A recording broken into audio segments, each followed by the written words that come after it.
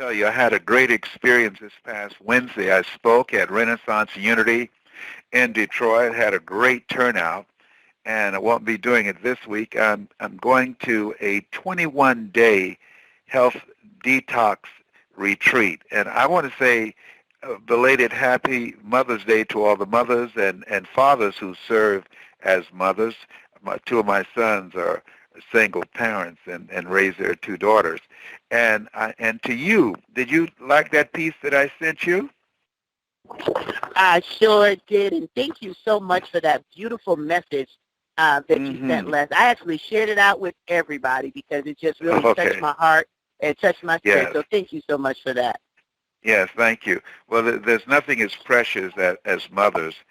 There is something I'd like to talk to all of you about. And one of the things I want to talk to you about, if there's something you want to do it. Do as much of it as you possibly can. And the reason that I say that is that we've been conditioned and trained to be logical and practical and realistic in our thinking and in our goals. And as a result of that, we limit ourselves. I had no idea that I could do what I'm doing. And the reason my favorite book says, be ye not conformed to this world, be transformed by the renewing of your mind. This call is about transforming minds. And my life now, at this age, at 72, it's about training, certifying speakers and life coaches and trainers so that you'll be able to train lives and build a business and be able to make your mark. I remember some reporters were interviewing my mother, and I got this from my mother, Mrs. Mamie Brown. I'm on this phone because of two women. One, I know her name. She gave me love. My birth mother, I don't know her name. She gave me life. And I'm thankful for that, too. Okay, she has some other choices, so I'm grateful to be here. And so what I learned from my mother, when I was listening to her being interviewed by a reporter about some things that I had achieved, and the reporter was curious, how did you know when you adopted 7 children that you have the ability to do it? You've never had any children yourself. And my mother said, I just believe that the Lord will make a way somehow. I just finished talking to my youngest son, John Leslie. I call him Mr. Magic. This boy, this is the one that all of us who have a lot of children, that you have one that you say, you about to make me lose my mind up in here. You about to make me act a fool up in here. John Leslie has gotten on my last nerve. He and Owner, they're both Geminis. If they weren't my children, I would shoot them. But listen, John Leslie is going to France, all right? I still don't know why. I don't have the full story. But he is just like his grandmother. He will make something happen. He's on this plane going to France with a friend of his, and I know, I've seen him. I remember I was going to Nassau, and he was going with Ona and I, and we got there, and John Leslie did not have his passport. So I said, John Leslie, we'll see you. We went through security, and John Leslie went to work. And lo and behold, who came on the plane? John Leslie. I said, how did you do that? He said, don't worry about it. I'm here. Okay. He got on the plane with us. Unbelievable. He makes things happen. So he's going to France with his book, The Harvard Effect, and some other things. But I just admire his sense of adventure. I never went to a foreign country until after, I think I was 37 at the time, and I've been to over 40 different countries, probably 50. I just can't remember them. But he doesn't know exactly what he's going to do or how he's going to do it, but he has a goal in mind. My mother's goal was to raise 7 children. My mother's goal was to make sure we had a roof over our head, clothes on our back, and food on the table, and we never missed a meal. I remember, you talk about the power of a mother's love. I remember when we didn't have enough food for Mama to eat, and I always kept my eye on her. I'm a mama's boy.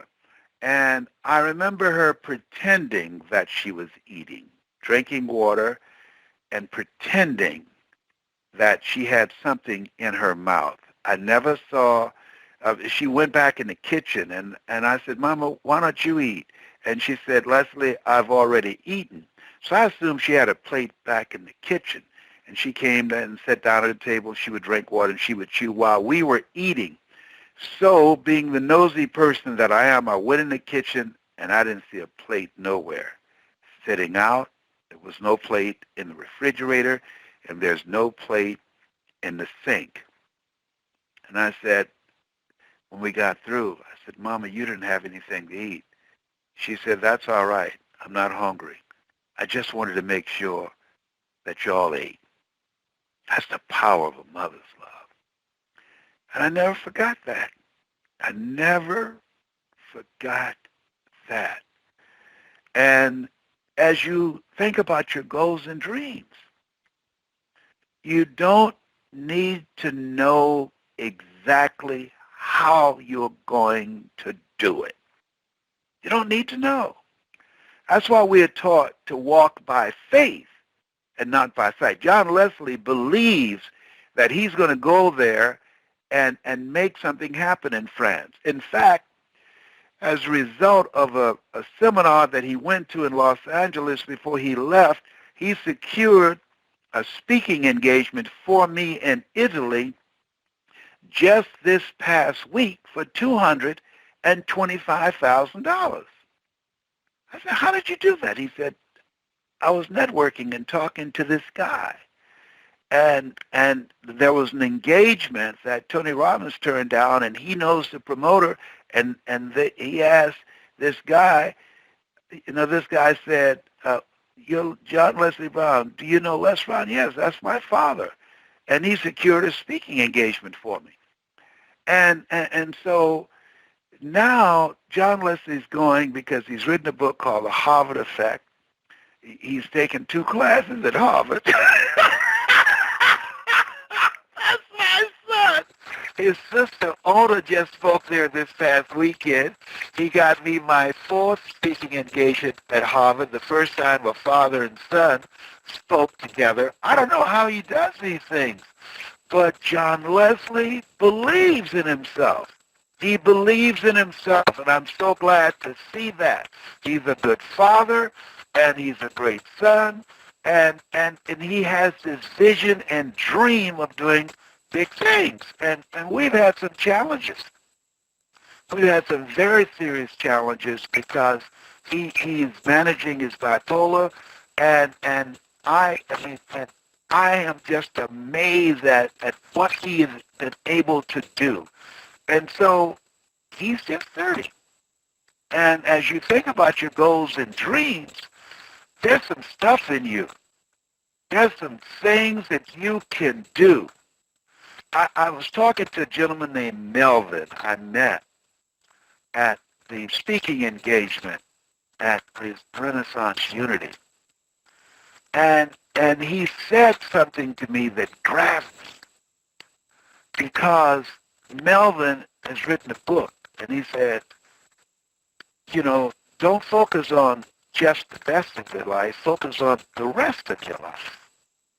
And so as you look at yourself and look at your goals and look at what do you want to do the rest of your life.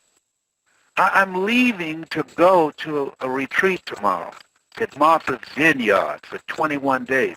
I've never taken 21 days just to focus on me, just to focus on my health. And as a result of the little seed, and by the way, I want to thank all of you for praying for me. I took 3 different MRIs, and they were looking to determine the treatment method for dealing with the little C in my body. First thing they said, number one, the pain that you've been experiencing in your shoulder and the scapular area, even though we told you that the little C has metastasized in 7 areas of your body, it has not moved. And the pain that you're experiencing, Mr. Brown, we made a mistake. It's not from the little C. It's from arthritis. I said, whoa, I can handle that. I can handle a little C too. Been doing it for 21 years. Do you know what a burden that lifted off of me? I was in one time for 33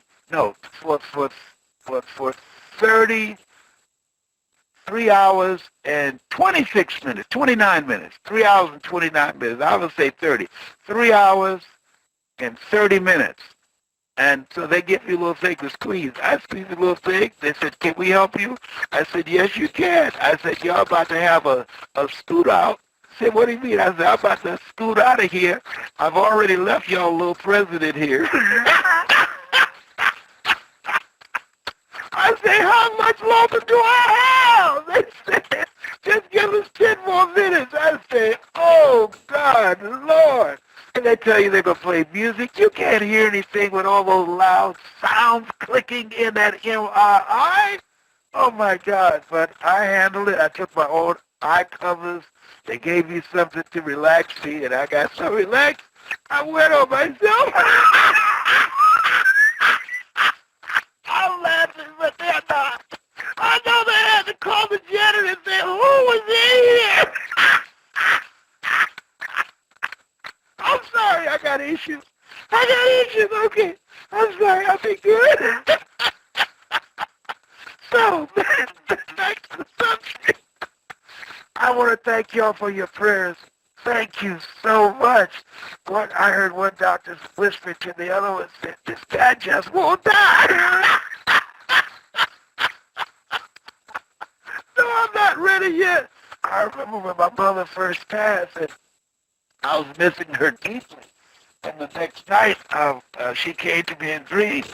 She said, baby, you've been crying. I know you missed me. So I hope to see you real soon. I woke up real quick. I said, Mama, I miss you, but I want to see you real soon. Mama, that's not going to come for me. I'm all right. I'm good. I can make it. Baby Brown was something else. This is the first Mother's Day I didn't eat sweet potato pie because my goal is to be here. As a result of the medication they gave me, injecting me with Lupron that takes all the testosterone out of the system, I gained 55 pounds. And as a result of gaining 55 pounds from the medication, I became diabetic. And then I had to go on insulin. And then the insulin makes it tough for you to lose weight. And then the part of the medication they gave me drove my...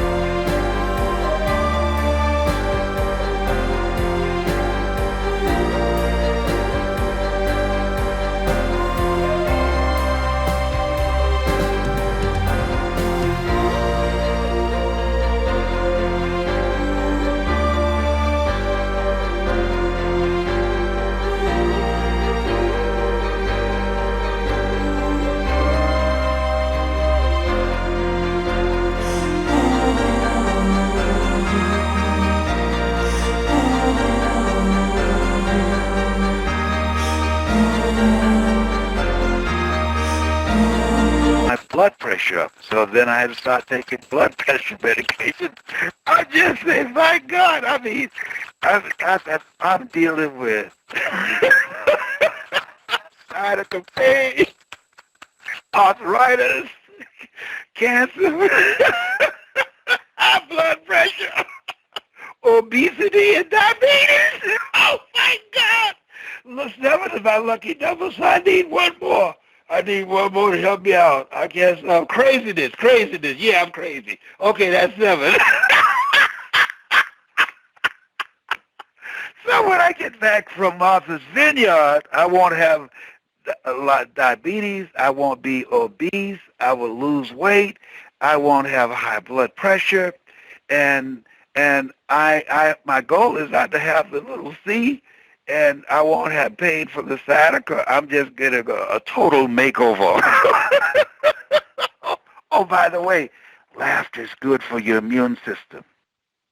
1 minute of anger weakens your immune system for 4 to 5 hours. Listen to that. 1 minute of anger weakens your immune system for 4 to 5 hours. Manage your attitude. 1 minute of laughter boosts your immune system for over 24 hours. So after this call, you will get sick for 10 years. Okay, so you can see I'm very happy with my report. Now, so Mama did not know, John Leslie did not know. When I asked him, what are you going to accomplish? He's going to some type of film festival, and he's going to pitch an idea and a concept for a film, and he's going by faith with a friend. And so this is what I did when I ventured into speaking. I did not know. Now, I procrastinated for a long time because I was operating with the mind of the world. So there's mind sight and there's eyesight. When you work on your mind, when you transform your mind, when you are out of your mind, let that mind be in you, which was also in Christ Jesus. He said, these things ye shall do, and greater things shall ye do. So as you have another mindset that you're ready to do some greater things in your life, ask your life, what will the rest of your life look like? And I'm asking myself that at 72 because I'm supposed to be walking around here like 1 foot on the banana peeling and the other one in the graveyard. No. My goal is to live to be a healthy 100 and beyond. And so I have some other things that I'm working on. I'm a grandfather and I'm a great-grandfather. My goal is to see my great-grandchildren graduate from college. 3. And so you have to have a plan of action. I want to ask you a question. What's your strategy for being here? I'm going to see a lady named Dr. Ronnie at Martha's Vineyard. And she says, this will extend your longevity. So because I plan to be here, I'm making this investment in myself, and I'm walking away from the things that I'm doing because soon as I leave here, somebody else will pick those things up, and they will do them or they won't do them. Trust me, you are not irreplaceable. I'm not irreplaceable. And so what's your strategy for being here? What are you going to do to reinvent yourself, to create the best version of yourself physically, mentally, emotionally, and spiritually? I'm working on myself. I'm not going out being fat. No, I'm not going out with high blood pressure. I'm not going out with diabetes. I'm not going out with high cholesterol. I'm not going out with cancer. I've been kicking cancer's butt for 21 years, and I intend to continue to do that. I'm involved in a program that I saw on this TED Talk about starving cancer. So now that's a discipline I have, and I'm reading a book called The Art of Healing by Bernie Siegel. I encourage you to get that. So you got to have a strategy for being here and taking care of yourself. So at 72, I'm practicing, as Oprah would say, extreme self-care. Extreme self-care. The older you get, you start getting the compass and the bunkers. No, you got to fight. Remember the quote that I love: life is a fight for territory. And once you stop fighting for what you don't want will automatically take over. So I'm fighting for my health. I'm fighting to be here, to continue to be productive, to change lives, to train speakers and trainers and people who want to make a difference on the planet, and life coaches. What's your goal? I see a lot of my friends who sit around and watch a lot of television. Listen to this.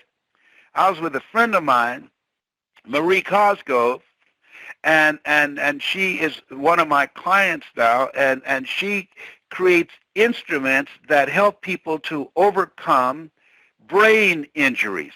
So she took me back and showed me some of the machines she has. She said, "Do you know why people have Alzheimer's?" So I said, "No." She said they studied some nuns, and she was showing me this study, and half of them had Alzheimer's in their 80s and half did not. So they wanted to know what was the difference. Was it diet? Was it lack of exercise? No. They found the ones who had Alzheimer's and the ones that didn't have it had two dramatic different things of how they spent their time. The ones who did not have Alzheimer's, they read every day and they journaled. They wrote every day. That's what I do. I read every day, and I encourage people to read 30 to 40 pages a day, and I journal. I write about the activities and the things that I've gone through during the day. The ones who did have Alzheimer's and dementia, guess what? They didn't read and they didn't write, and they watched a lot of television. Because when you watch television, your brain is not active. It's just watching. It's passive. You're not using your brain when you're watching television. And there's certain people in the population who watch more television than anybody else, particularly after the age of 50. Think about that. And so as you look at yourself, look at your goals, have a plan of action to be present, to have your mindset. I used to wonder why my mother would say, "I thank the Lord for waking me up in my right mind this morning." And I said, "Mama, why do you say that?"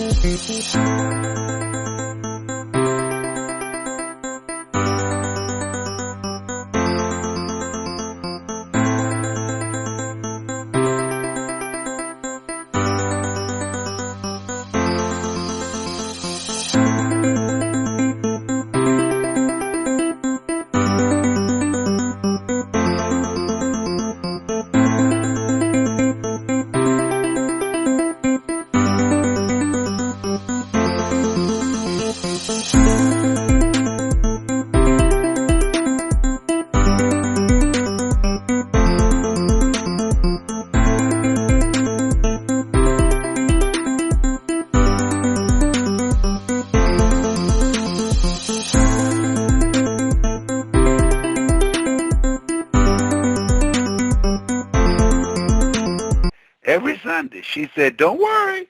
You live long enough, you'll find out." And she was right. She was right. I was looking for my glasses around the house, and I had them on. I was looking for my phone one day, and I was talking to Calvin, and he said, "What's all that noise for?" I said, "Calvin," I said, "for the life of me, I can't find my phone." He said, "Dad, you're on the phone." I said, "Oh my God, I need some help. I need some Prevagen or something." Ginkgo biloba. I need something. Oh my God. Oh, I hope I'm not losing it. I'm telling you, I've been looking for things that be right in front of me. It's just, this memory thing is unbelievable. I parked in a parking lot and at the airport, and then when I got back, I couldn't remember where I put it. I went into a shopping mall, and the guy passed me one or two times. He said, do you need a lift to find your car? I said, no, I got it. I got this. And then after he passed me about the eighth time, I said, sir, can you give me a lift? And so he was riding me around. He said, you see your car yet? I said, no, I don't. He said, what color and what state do you drive? I said, I can't remember. I said, I'm sorry. I said, wait a minute. I got to collect myself. And so I had to start mashing the key till the lights came on and the horn started blowing. I said, there it is. I just had a little slight moment there, a senior citizen moment. And he didn't know I was a senior citizen because I cover my grave with mascara. I ain't got no shame in my game. I'm about to use some Clairol here in a minute. So the thing is this. You got to exercise. You've got to get up and move. You've got to eat right. You've got to laugh a lot. You've got to have positive friends. And here's something else. Keep drama to a minimum. You hear me? Keep drama to a minimum because it will short-circuit your immune system and you'll be out of here. You'll be out of here. I don't care if your relatives, your children, don't let nobody drive you crazy. And don't let nobody bring you any bad news. No, they're not worth it. If you're in a relationship, the person is argumentative and just always trying to find something wrong, trust me on this. Run as fast as you can. You hear me? Run as fast and don't look back. Let me tell you something.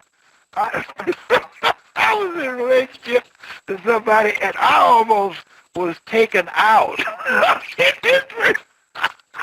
ain't going to give you no details because y'all talk too much. But let me tell you something. You get two kind of whoopings in life. One, wait till I come back. The other one, if you just let me go. If you let love behind go, you ain't going to have to worry about me no more. No more, no more. You ain't got to worry about it. I moved to another city. I'm telling you, because I didn't want to run into accidentally, and they came here right now. I dropped this phone to get out of here. Let me say something. There's some people you need to be afraid of. There's some crazy people today. Do you hear me? There's some crazy people, and they're everywhere.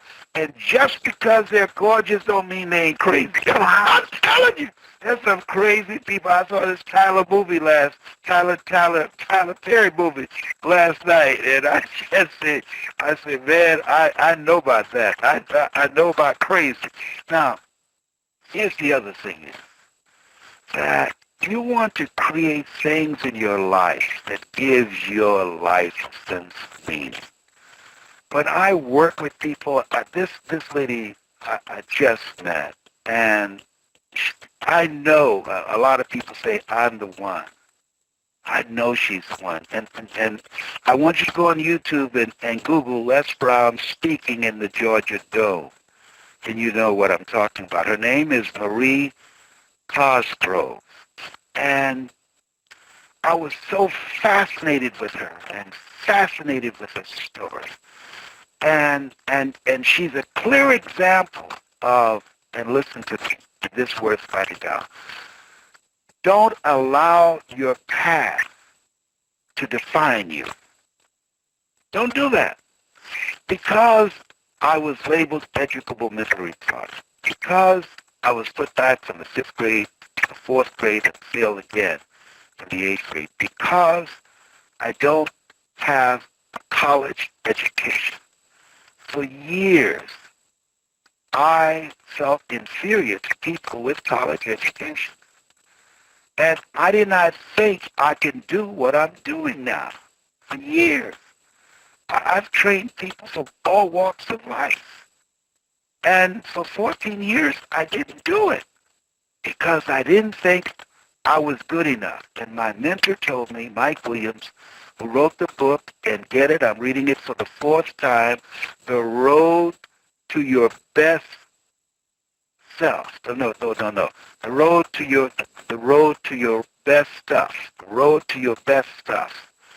And he said, Brownie, we're all born the same way, dumb, naked, and speechless. You can learn. And because I listened to him, Sometimes you have to believe in somebody's belief in you until your belief kicks in. Because I listened to him and I was willing to invest in myself. He's a strategist. You have to have people in your life who know things that you don't know. And he knew how to bring out the best in me. And as a result of that, I was able to build $1 million business. As a result of that. You can't do it by yourself. If you can't afford to do it, you can't afford not to do it, to invest in yourself, to find someone who can see what you can't see. You can't see the pictures when you're in the frame. I was just talking to a gentleman, and I will be pulling his message out, and I say, there are things that I can get out of it. He said, oh, I practice in the mirror every day. I say, well, guess who's looking back at you? You! You don't know what you're looking at. You don't have trained eyes. I have trained eyes. I've been doing this before you were born, son. I know. I can see stuff that you can't see. You can't see the picture when you're in the frame. And that's the value of life coaching. But make sure you get references. Make sure that the person has an achievement-driven life. I've achieved some things. I don't just speak. I have done a lot of things. I've been a state legislator. I've been recognized and inducted into the National Speakers Hall of Fame. I received a Golden Gavel Award from Toastmasters. I was selected among the top 5 speakers in the world, and I'm the only one living now. And so that you want to have an achievement-driven life. The greatest among you will be your servant. And so find ways in which you can serve. Find ways in which you can volunteer. Find ways in which you can make your mark because you got something in you. You were created on purpose with a purpose to manifest the purpose. There's something that you're supposed to do. And the fact that you haven't discovered it yet, it's okay. Start experimenting. I'm experimenting now to find out what's the next chapter for me. You're listening to me because everything that I have done, listen to me, everything that I have done, you have the ability to do and more.